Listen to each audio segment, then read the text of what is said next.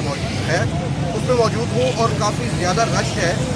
जैसा कि corona virus का दौर है और दफ़ा 144 जो है वो नाफिज है, उसके बावजूद यहाँ रश भी है और लोगों में वो सोशल डिस्टेंस भी नज़र नहीं आ रही, जो कि कम से कम 1 मीटर की डिस्टेंस होनी चाहिए। यहाँ बिल्कुल भी वो डिस्टेंस है नहीं है और मास्क भी तकरीबन 25% लोगों के जो है वो मास्क है, बाकी वैसे ही कोई एहतियात नहीं है।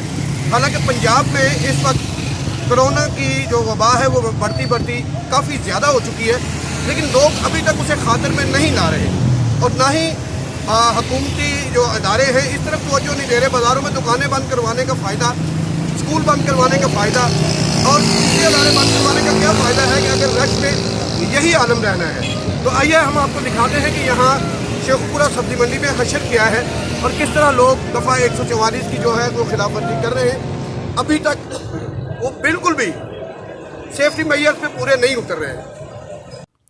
जैसे कि कोरोना वायरस एक अफरीत की सूरत में दुनिया भर में मौत का जाल बिछाए फिरता है, पाकिस्तान में भी कोरोना की वबा बड़ी तेज़ी से फैल रही है। पूरे मुल्क में लॉकडाउन कर दिया गया है। इसी तरह शेखुपुरा में भी इंतज़ामिया ने दफ़ा 144 नाफज कर दी है। ज़िला भर में हकूमती अदारों की लाख कोशिशों के बावजूद अवाम बग़ैर किसी हिफाजती तदबीर के दफ़ा 144 की धज्जियाँ उड़ाती हुई नज़र आती है।